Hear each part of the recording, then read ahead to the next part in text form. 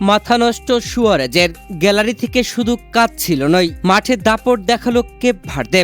গ্যালারিতে ভুজিনহার মাম। ফুটবল শুধু 11 জনের খেলা নয়, এটি কোটি মানুষের আবেগ, বিশ্বাস আর অবিশ্বাস্য সব রূপকথার মঞ্চ।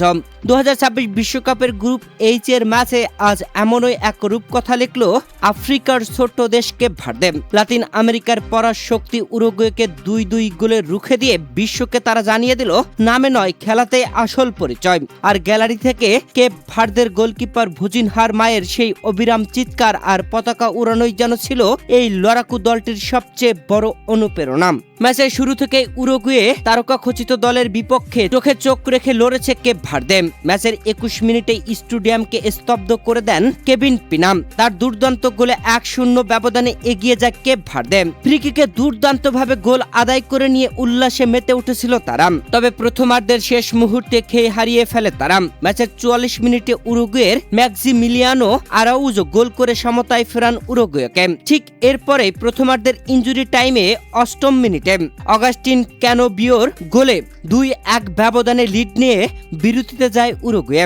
সবাই যখন ভাবছিল ম্যাচটি হয়তো উরুগুয়ে জিতে যাচ্ছে, ঠিক তখনই ম্যাচের 61তম মিনিটে আফ্রিকার এই প্রতিনিধিরা দেখালো তাদের আসল চমক। হেলিও ভারেলার অবিশ্বাস্য এক গোলে 2-2 সমতায় ফেরে কেপ ভার্দে।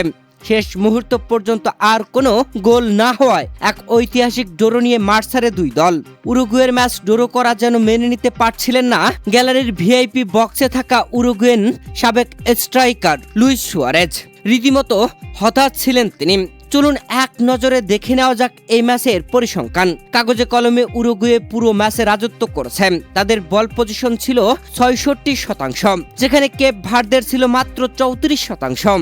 উরুগুয়ে যেখানে 466টি পাস দিয়েছে, সেখানে কেপ ভার্দে দিয়েছে মাত্র 277টি। কিন্তু আসল টুইস্ট ছিল গোলমুখে কার্যকারিতায়। উরুগুয়ে 16টি শট নিয়ে মাত্র 2টি অন টার্গেট রাখতে পেরেছিল। অন্যদিকে কেপ ভার্দে মাত্র 11টি শটের মধ্যে 4টি শটে অন টার্গেট রেখেছিল। গোলকিপার ভুজিনহার দুর্দান্ত কিছু সেভ আর রক্ষণভাগের বিরতেই উরুগুয়েকে জয় থেকে বঞ্চিত করেছে কেপ ভার্দে। নিজেদের প্রথম ম্যাচে বিশ্ব চ্যাম্পিয়ন স্পেনকেও রুখে দিয়েছিল তারা। গোল শূন্যতে ড্র করেছিল। আর আজ উরুগুয়ের বিপক্ষে এই নাটকীয় ড্রের পর 2 ম্যাচ শেষে 4 পয়েন্ট নিয়ে গ্রুপ শীর্ষে আছে স্পেন।